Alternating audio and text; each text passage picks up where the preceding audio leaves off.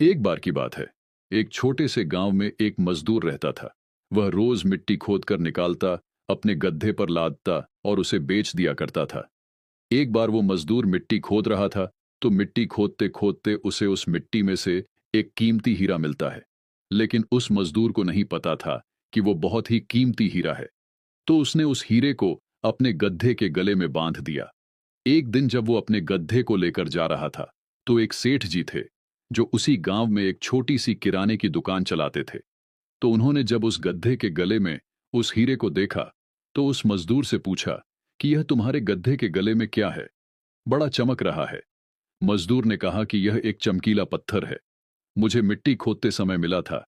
अब सेठ जी को वह चमकीला पत्थर पसंद आ जाता है, और सेठ जी उस मजदूर से वह चमकीला पत्थर 50 रुपए में खरीद लेते हैं, और वो उस चमकीले पत्थर को अपनी दुकान के तराजू पर लगा देते हैं।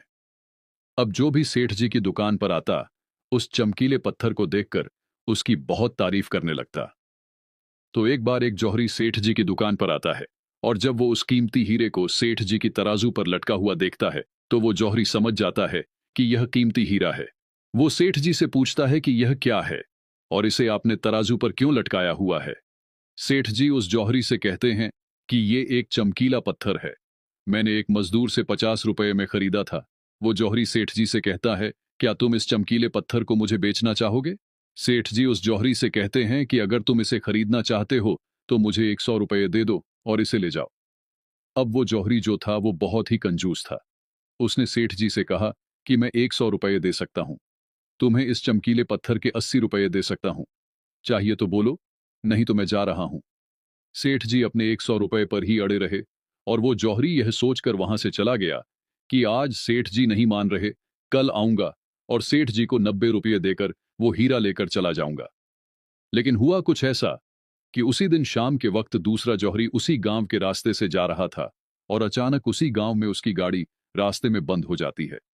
जब तक ड्राइवर गाड़ी को रिपेयर कर रहा होता है, वो जौहरी सेठ जी की दुकान पर कुछ लेने के लिए जाता है, और जब वो उस हीरे को सेठ जी के तराजू पर लटका हुआ देखता है, तो सेठ जी से उसे खरीदने के बारे में पूछता है। सेठ जी भी उसे वही कहते हैं कि 50 रुपये में लिया था, आपको 100 रुपये में दे दूंगा।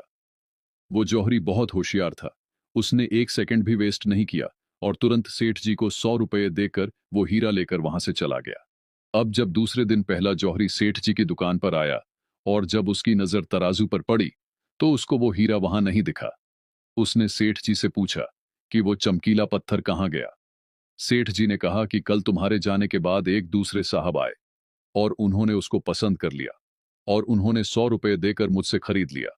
अब ये सुनने के बाद उस जौहरी को बहुत पछतावा हुआ, और उसे गुस्सा भी आया। तो उसने सेठ जी से गुस्से में कहा कि तुम कितने बड़े बेवकूफ हो, वो कोई चमकीला पत्थर नहीं था, बल्कि वो बैशकीमती हीरा था, और तुमने उसे 100 रुपये में ही दे दिया। अब ये सुनने के बाद सेठ जी ने उस जौहरी से कहा कि साहब, ऐसा है कि मुझे तो पता नहीं था कि वो बैशकीमती हीरा है, और आपको ये पता होने के बावजूद भी आप कल मुझसे 20 रुपये के लिए झिकझिक कर रहे थे। तो मुझसे बड़े बेवकूफ तो आप हैं, जिन्होंने 20 रुपये के लिए एक कीमती हीरा खो दिया।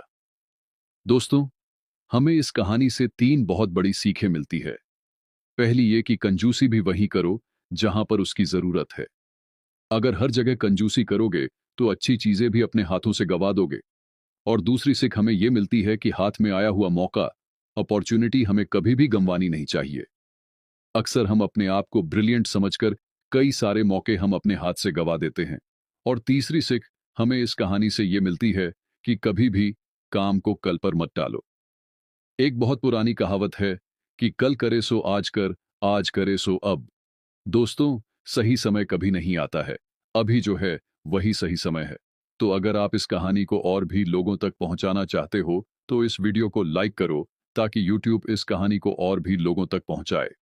और अगर कहानी अच्छी लगी हो, तो हमारे चैनल को सब्सक्राइब जरूर करिए। शुक्रिया।